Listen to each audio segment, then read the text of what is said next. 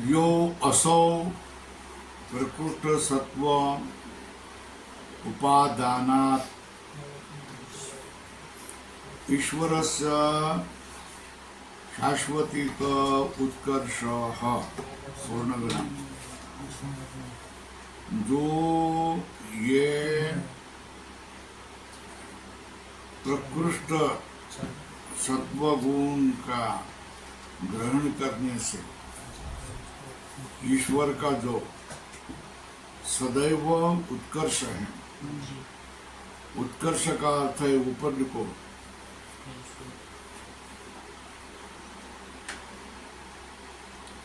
सदा ज्ञानवान सदा मुक्त, सदा ज्ञानवान सदा मुक्त। ज्ञान और क्रिया जो अपरिणामी है, उसकी ऐसे चित्त शक्ति का ज्ञान और क्रिया नहीं हो सकती। क्या ज्ञान और क्रिया ये दोनों ही अपरिणामी जो चित्त शक्ति है उसके तो हो नहीं सकते। इसलिए वो ज्ञान और क्रिया किसमें मानने पड़ेंगे? रजो तमो रहित विशुद्ध चित्त सत्व आश्रय वक्तव्य। देखो, ज्ञान और क्रिया, ज्ञानम एवं क्रियाक्ष,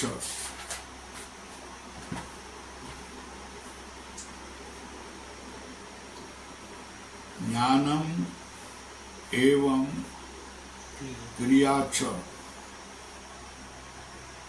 न अपरिणामिन्याः चित्त शक्तेः संभवतः न अपरिणामिन्याः चित्त शक्तेः संभवतः। ज्ञान और क्रिया जो जिसके ऊपर कोई परिणाम नहीं होता, ऐसा चैतन्य के आश्रय में नहीं हो सकता। तो फिर कहाँ होंगे? अतः रज तमो रहित, रजो तमो रहित विशुद्ध चित्त सत्वाश्रय वक्तव्य। अतः रजो तमो रहित विशुद्ध चित्त सत्वाश्रय वक्तव्य।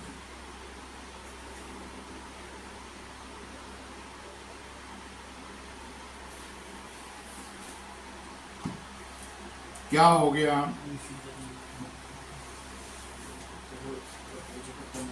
अपरिणामी जो चित्त शक्ति है उसके ज्ञान और क्रिया संभव। इसलिए रज और तमो गुण से रहित विशुद्ध चित्त सत्व के आश्रय में उनको मानना पड़ेगा। किसको? ज्ञान और क्रिया को कैसा मानना पड़ेगा? रजतम रहित विशुद्ध चित्त सत्व के आश्रय में मानना पड़ेगा।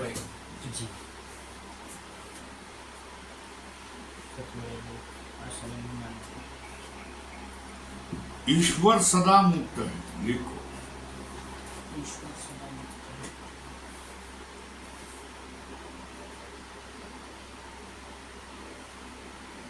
ईश्वर सदा मुक्त है।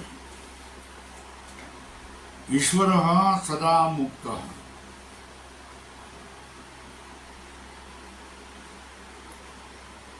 तस्य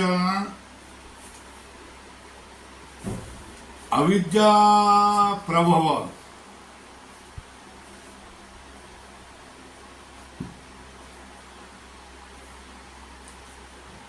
ईश्वरः सदा मुक्त तस्य अविद्या प्रभव चित्त सत्व, अविद्या से उत्पन्न होले चित्त के सत्व का उत्कर्ष के साथ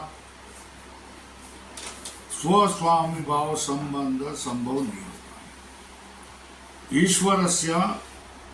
ईश्वरः सदा मुक्त तस्य अविद्या प्रभव चित्त सत्व समुत्कर्षेण सह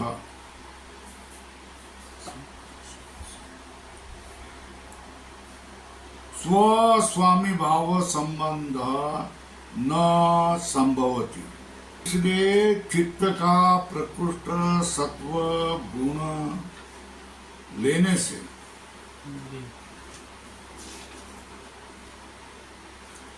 प्रकृष्ट सत्व उपादान, प्रकृष्ट सत्व ग्रहण करने से उसमें ही शाश्वती का उत्कर्ष होता है,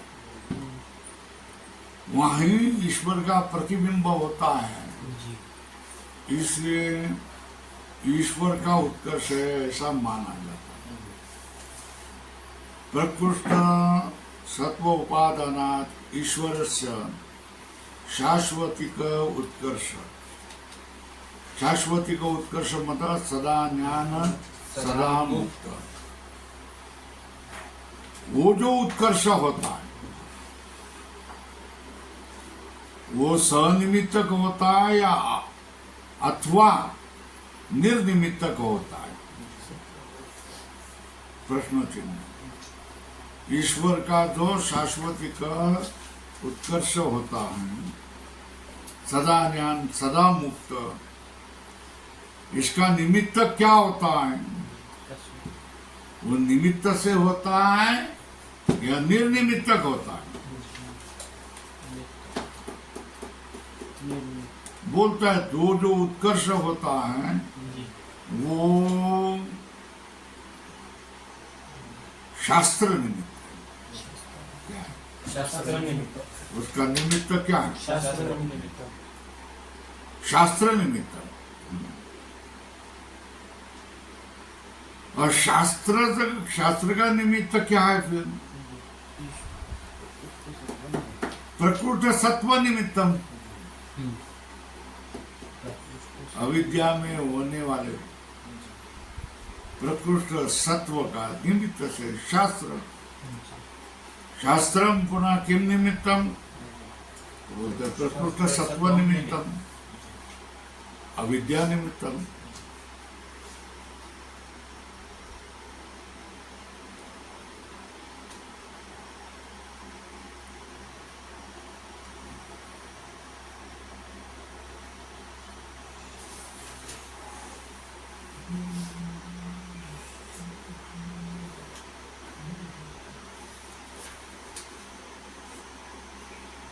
एतयोः शास्त्र उत्कर्षयोर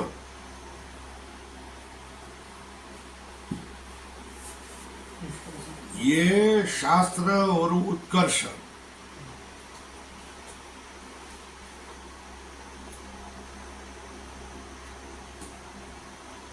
एतयोः शास्त्र उत्कर्षयोर ईश्वर सत्वे वर्तमान यो, ईश्वर होने पर होने वाले शास्त्र और उत्कर्ष, शास्त्र से उत्कर्ष होगा,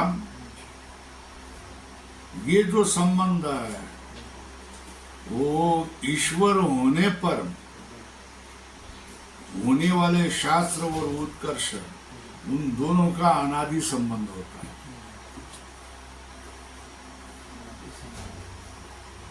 क्या होता है? शास्त्र और उत्कर्ष, ईश्वर सत्व, ईश्वर होने पर अनादि संबंध होता है। एतस्मात् एतद् भवति, क्या होता है? इसलिए क्या होता है? सदैव ईश्वर, सदैव वो ईश्वर रहता है, सदैव मुक्त है।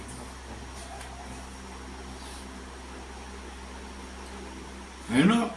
इसलिए वो सदैव क्या होता है, ईश्वर होता है, सदैव मुक्त रहता है। ईश्वर सदैव ईश्वर ही रहता है, ईश्वर सदैव मुक्त ही रहता है।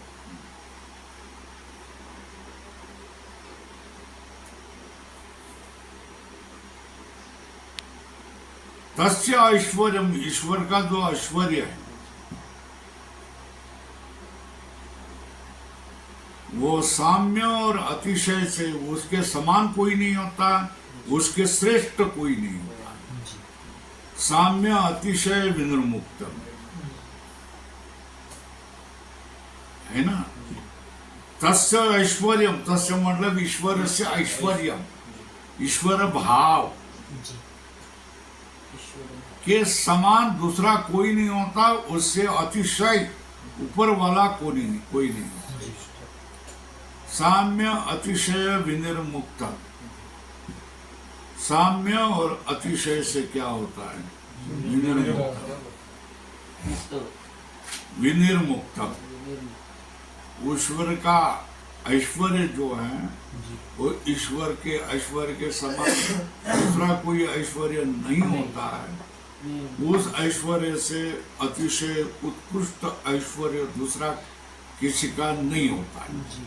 इसलिए तस्य ईश्वर से ऐश्वर्य साम्य अतिशय विनिर्मुक्त।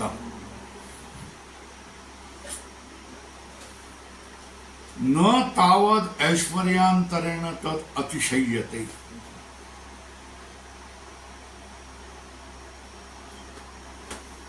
क्या दूसरा ऐश्वर्य उसका अतिक्रमण नहीं करता, दूसरा कोई ऐश्वर्य उसका अतिक्रमण नहीं करता। न तावत ऐश्वर्यांतरेण तत् अतिशय्यते, दूसरे ऐश्वर्य के द्वारा उसका अतिक्रमण नहीं किया जाता।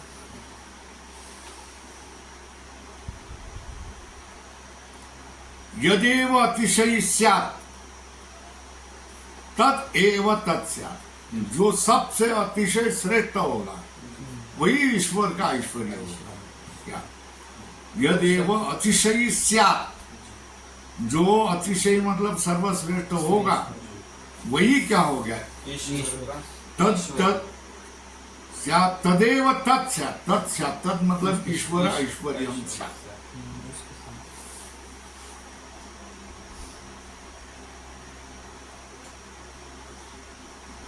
इसलिए क्या कहना, इतना ऐश्वर्य, इतना ऐश्वर्य, इतना ऐश्वर्य, इतना ऐश्वर्य, अब ये ऐश्वर्य समाप्त, काष्ठा है ना।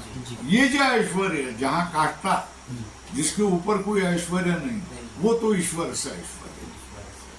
तस्माद् यत्र काष्ठा काष्ठा प्राप्ति ऐश्वर्यस्य,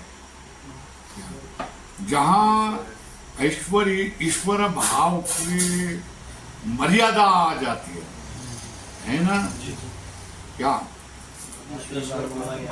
तस्माद् यत्र काष्ठा प्राप्ति ऐश्वर्यस्य, ऐश्वर्य की जहाँ मर्यादा समाप्त होती है, स ईश्वर, वही ईश्वर। उससे अधिक ऐश्वर्य नहीं होता है। जहाँ ऐश्वर्य की मर्यादा समाप्त होती है, तस्माद् यत्र काष्ठा प्राप्ति ऐश्वर्यस्य स ईश्वर, वही क्या है, ईश्वर है।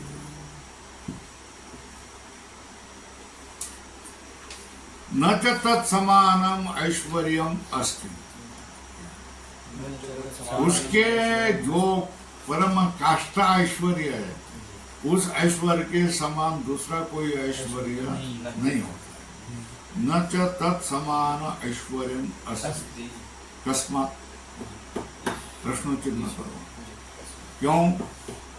द्वयोर तुल्ययोर एकस्मिन् युगपत् कामिते अर्थे। क्या तत्समान ऐश्वर्यम अस्ति। ईश्वर भाव एक ही होता है, उस ईश्वर भाव के तुल्य दूसरा ईश्वर भाव नहीं होता है ना। ऐश्वर्य की जो पराकाष्ठा है, ईश्वर भाव की जो पराकाष्ठा है वही ईश्वर होता है। न च तत्समान ऐश्वर्यम अस्ति, उसके समान कोई ऐश्वर्य दूसरा कोई नहीं होता। क्यों नहीं होता है?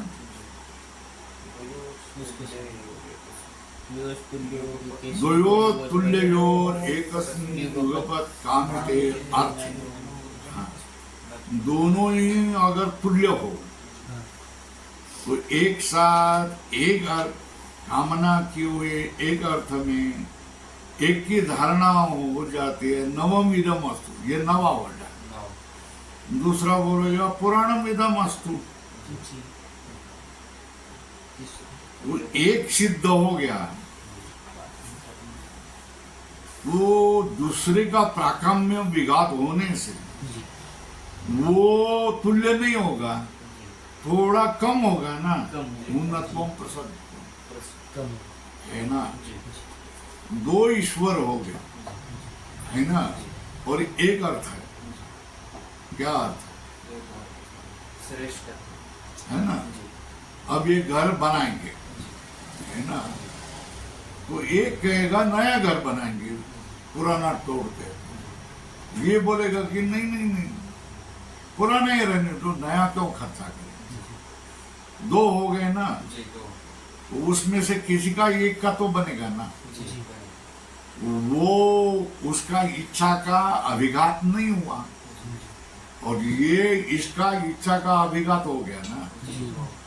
एक समय एक ही घर पुरान भी रहेगा नवा भी होगा, ऐसा थोड़ा होगा। एक तो नया होगा या पुराना होगा। पुरान रह गया तो नया नहीं बनेगा, तो इसका अभिघात हो गया। ये ईश्वर नहीं है। और इसका नया बनेंगे तो पुरान रहेगा, ऐसा मानने वाला का कामना का अभिघात हो गया ना, इच्छा अभिघात हो गया। ये अभी श्रेष्ठ हो गया, ये कनिष्ठ हो गया, तो दोनों ईश्वर कैसे रह गए? नहीं रह गए ना।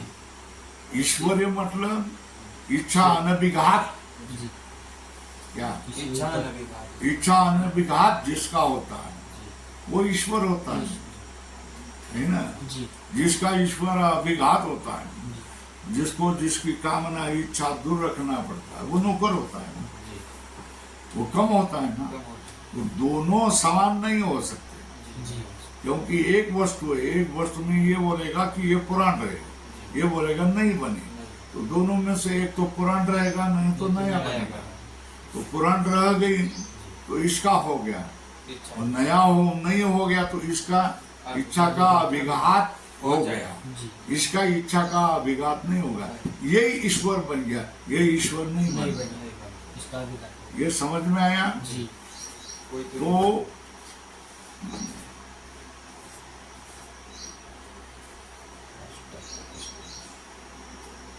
द्वयो तुल्ययोर एकस्मिन् युगपत् कामित अर्थ। दोनों का ऐश्वर्य समान, वो एक साथ कामित अर्थ में एक कहेगा नवम इदम अस्तु, उदाहरण चिन्ह। दूसरा कहेगा पुराणम इदम अस्तु। तो उसमें से एक सिद्ध होगा, पुराण हो गया तो नया नहीं हो गया, नया हो गया तो पुराण नहीं होगा। एकस्य सिद्धो इतरस्य प्राकाम्य विघाता। दूसरे ईश्वर का प्राकाम्य में विघात हो गया, इच्छा का अभिघात हो गया ना, तो वो कम होगा ना, ईश्वर नहीं रहेगा। उन्नतम प्रसक्तम,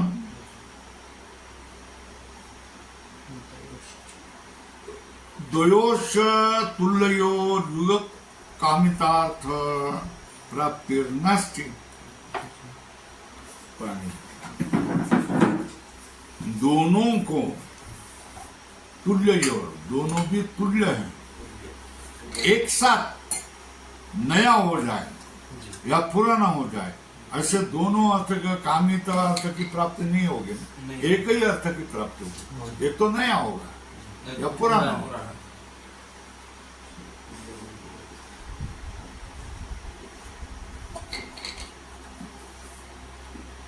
ये समझ में आया?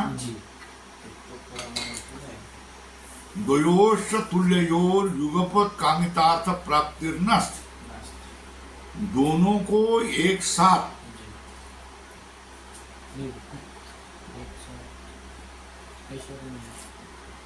उनके कामित अर्थ की प्राप्ति नहीं होगी, एक की प्राप्ति होगी, दूसरे की नहीं होगी, तो दूसरा ईश्वर नहीं रहेगा। क्यों क्यों नहीं होगा? अर्थ से विरुद्धत्वा, अर्थ विरुद्ध होने से। एक को क्या है, पुराण चाहिए, दूसरे को नवीन चाहिए, विरुद्ध अर्थ है, अर्थ से विरुद्धत्वा। तस्मात् यस्य साम्य अतिशय विनिर्मुक्तम ऐश्वर्यम, जिसका उसके जैसा कोई नहीं है, उससे अतिशय नहीं है, इस साम्य और अतिशय से विनिर्मुक्त ऐश्वर्य जिसका होगा, सही ईश्वर है, वही ईश्वर है। तो अधोरेखा करो ये, तस्मात् यस्य साम्य अतिशय विमुक्तम ऐश्वर्यम, स ईश्वर, वो क्या है? सपुरुष वही क्या होगा? तो ये बात सिद्ध होगी ना जी। क्या सिद्ध होगी?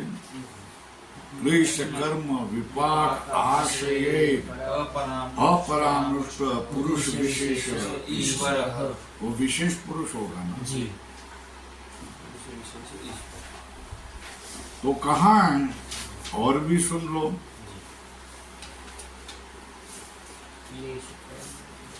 एक ही क्रिया ज्ञान शक्ति में एवं अस्य क्रिया ज्ञान शक्तो, वो क्रिया और ज्ञान शक्तो शास्त्रम प्रमाणम अभिधाय,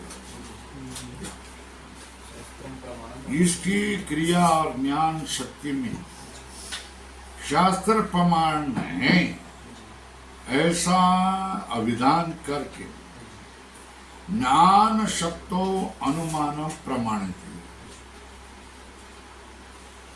क्या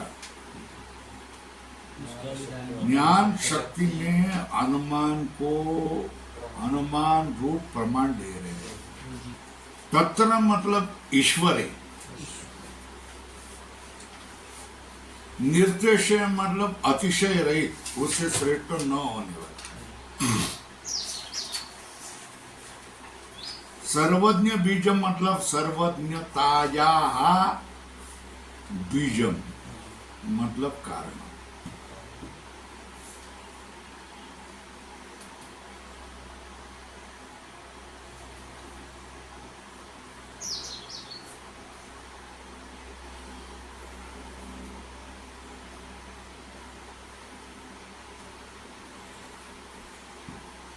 तत्र निर्तिशयम सर्वज्ञ बीजम, तत्र निरतिशयम सर्वज्ञ बीजम।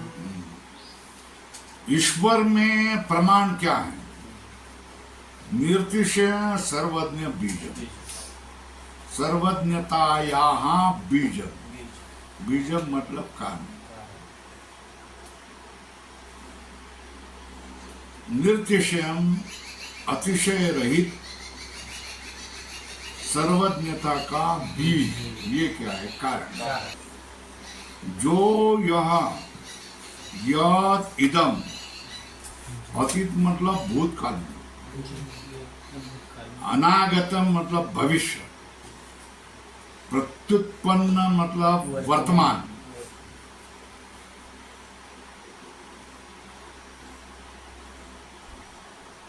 प्रत्येक और समुच्चय,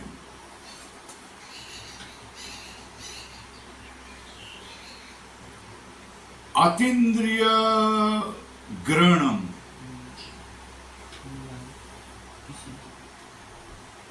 प्रत्येक का या समुच्चय, अतीन्द्रिय ग्रहणम, अल्प अथवा बहु इति। ये क्या है? सर्वज्ञ बीजम एतत्, सर्वज्ञ का बीज क्या है? जो भूतकाल का, वर्तमान काल का, भविष्य काल का, एक को, अनेक को, अतीन्द्रिय, ईश्वर से, इंद्रिय से पलिकड़ का, ग्रहण, थोड़ा, बहु, सब का जो ग्रहण करता है वो सर्वज्ञ बीज। वो सर्वज्ञ बीज मतलब सर्वज्ञता का कारण है ना। उसको बढ़ा दिया, ये इतना सर्वज्ञ, ये सर्वज्ञ, ये सर्वज्ञ, ये सर्वज्ञ, इसके आगे सर्वज्ञ नहीं है, तो निरतिशय सर्वज्ञ है ना। तद विवर्धमानम यत्र निरतिशयम सत् सर्वज्ञ।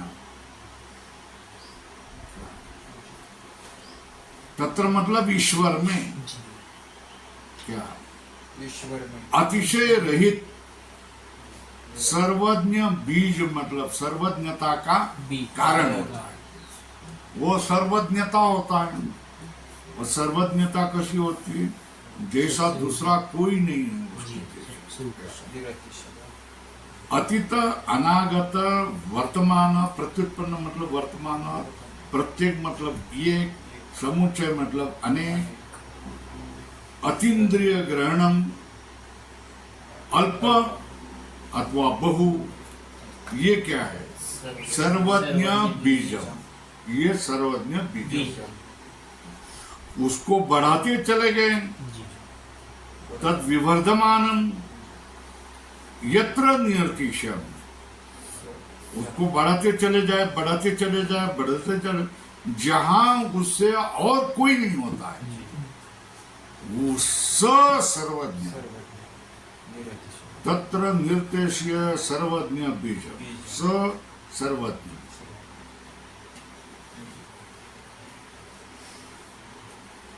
अस्ति काष्ठा प्राप्ति, सर्वज्ञ बीजस्य काष्ठा प्राप्ति अस्ति। हेतु क्या? सातिशयत्वात्, परिणामवत्, परिमाणवत्।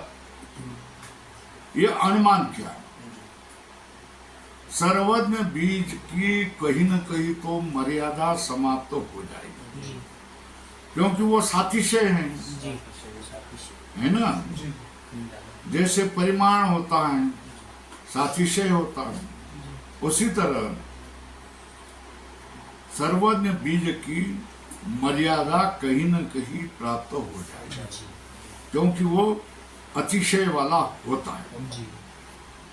कैसा? परिणाम है ना। ग्राम से किलोग्राम, किलोग्राम से क्या होगा? टन। तो कहीं न कहीं उसकी काष्ठा होगी। टन के ऊपर कोई नहीं है परिणाम। परिणाम बहुत ही हो गया, यहाँ हो गया नहीं, आ गया है। यत्र काष्ठा प्राप्ति ज्ञानस्य, जहाँ ज्ञान की काष्ठा प्राप्ति, स सर्वज्ञ। जहाँ ज्ञान की मर्यादा प्राप्त हो जाती है ना, सर्वज्ञ, वो सर्वज्ञ। अब वो कैसा होगा? पुरुष में विशेष पुरुष होता है। यत्र काष्ठा प्राप्ति, ज्ञान से काष्ठा प्राप्ति, मर्यादा प्राप्त हो जाती है, जिसके आगे कोई ज्ञान नहीं होता है, वो सर्वज्ञ होता है। वही क्या कहा जाए, उसको क्या कहा जाएगा? विशेष पुरुष। वहाँ क्या होगा? सोच विशेष पुरुष। सामान्य मात्र उपसंहारी,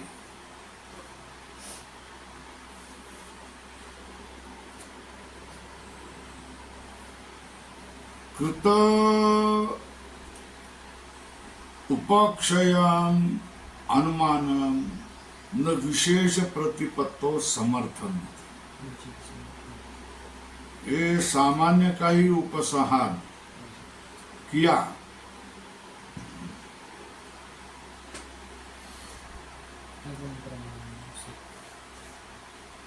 कृतक्षयम अनुमानम न विशेष प्रतिपत्तो समर्थन।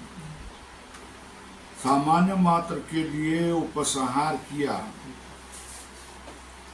तो जिसका उपक्षय हो गया है ऐसा अनुमान विशेष के प्रतिपत्ति में समर्थन नहीं होगा। तस्य संज्ञादि विशेष प्रतिपत्ति, उसका जो नाम है इत्यादि विशेष प्रतिपत्ति, क्या नाम होगा उसका नाम? ये आगमता पर्यन्वेश, उसका नाम क्या है उस ईश्वर का? इत्यादि प्रतिपत्ति आगम से ही क्या करता है? ढूंढनी चाहिए।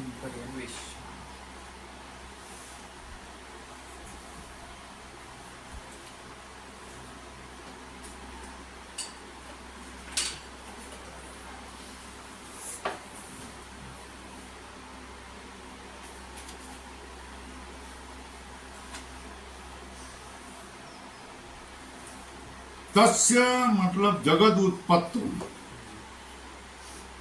आत्मा का स्वयं का उपकार करने के बदले क्या है? भूत अनुग्रह प्रयोजन, भूतों पर उपकार करना यही प्रयोजन है। सृष्टि उत्पत्ति में स्वयं पर अनुग्रह करना ये न होने पर भी भूतों पर अनुग्रह करना यही प्रयोजन है।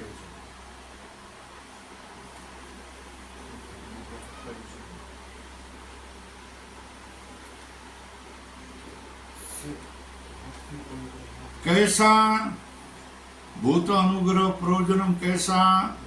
ज्ञान धर्म उपदेशेन कल्प प्रलय महाप्रलयेषु संसारिणः पुरुषान् उद्धरिष्यामि। भूत अनुग्रह प्रयोजन होता है ना? कैसा? ज्ञान धर्म उपदेशेन कल्प प्रलय महाप्रलय ज्ञान धर्म उपदेशेन कल्प प्रलय महाप्रलयेषु संसारिणः मतलब पुरुषान् उद्धरिष्यामि, उनका मैं उद्धार करूंगा। यही उनका क्या? भूत अनुग्रह प्रयोजन।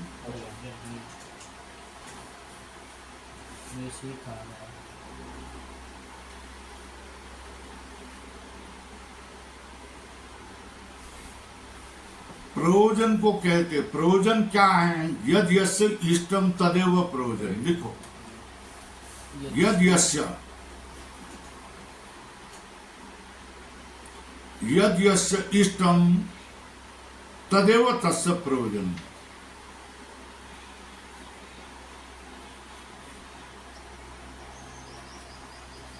प्रयोजन क्या? यद यस्य इष्टम तदेव तस्य प्रयोजन, ये लिखा।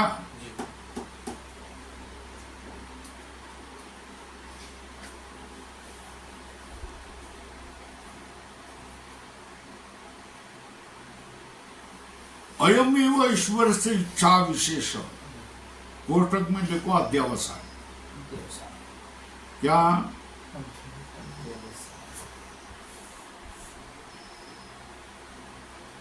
क्या?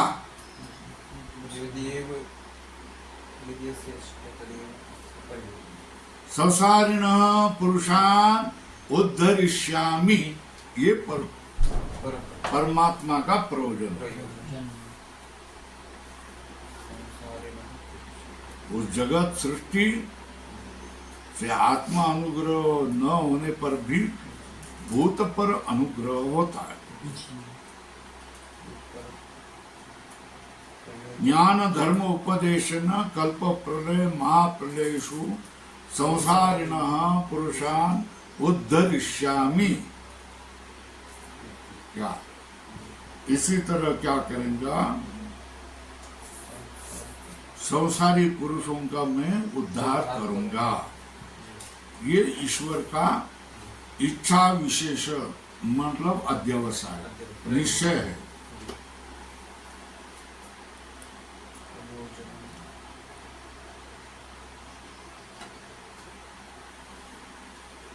तथा च उक्तम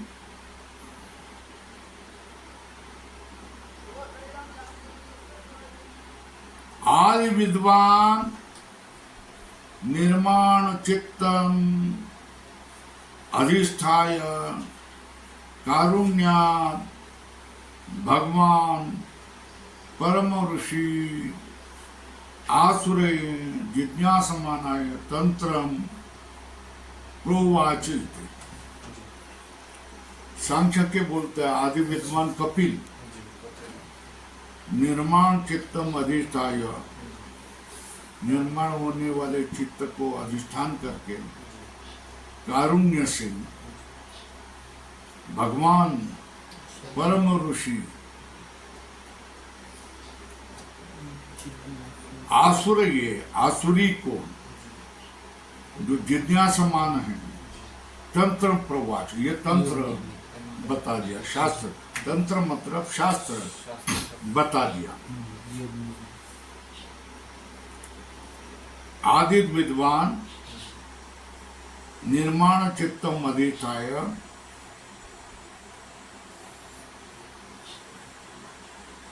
निर्माण चित्त को अधिष्ठान करके कारुण्य के कारण भगवान परम ऋषि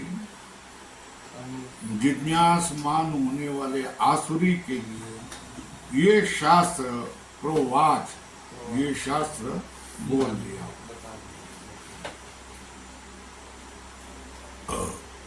अब करो आगे जाऊं। पूर्वेशम अपि गुरु काले न अनवच्छेदात्, पूर्वेशम अपि गुरु कालेन अनवच्छेदात्,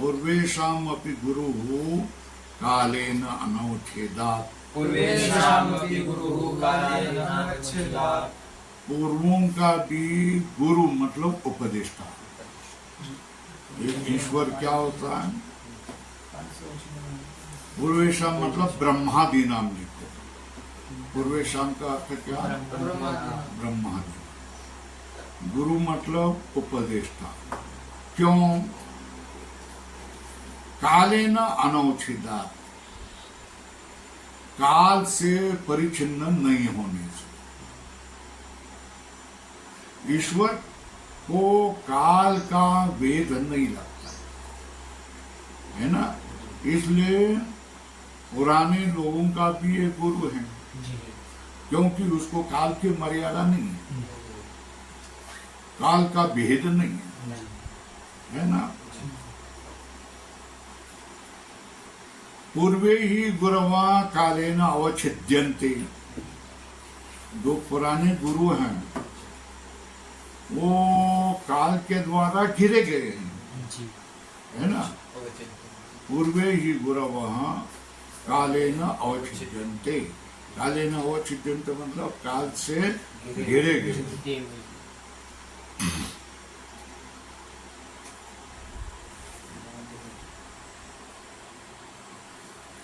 यत्र अवच्छेदार्थेन कालो न उपावर्तते स एष पूर्वेषाम् अपि ईश्वर। अवच्छेद अर्थ से, यत्र अवच्छेद अर्थेन, जिसके अवच्छेद अर्थेन काल घिर नहीं सकता है। ईश्वर को भेद करने के लिए काल प्रयत्न नहीं कर सकता है, काल पूरा नहीं हो सकता है ना। श्रेष ईश्वर पूर्वेशम मध्य, सब पुराने गुरु को काल ने घेर लिया है ना। जिसको घेरने के लिए काल उत्साह नहीं कर सकता, वह श्रेष पूर्वेशम गुरुनाम अपि गुरु।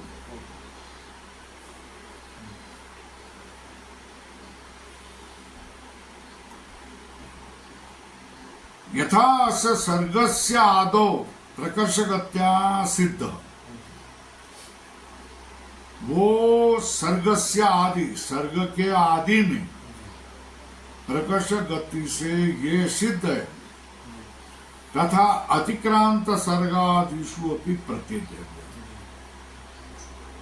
जो पुराने सर्ग हैं वहां भी ये आदि है, ऐसा मानना पड़ेगा। यथा अस्य सर्गस्य आदौ प्रकर्षगत्या सिद्ध, सर्ग के आदि में ये प्रकर्ष गति से सिद्ध है। उसी तरह जो पुराने सर्ग हो गए, पुरानी सृष्टियां अनेक कोटि हो गई है, अनंत कोटि ब्रह्मांड नायक कहा है ना, तो अतिक्रांत सर्गादिषु अपि उसको मानना पड़ेगा, ईश्वर को मानना पड़ेगा। हो गया यहाँ तो तस्य वाचकः प्रणवः। ओम पूर्णमदः पूर्णमिदं पूर्णात् पूर्णमुदच्यते पूर्णस्य पूर्णमादाय पूर्णमेवावशिष्यते। ओम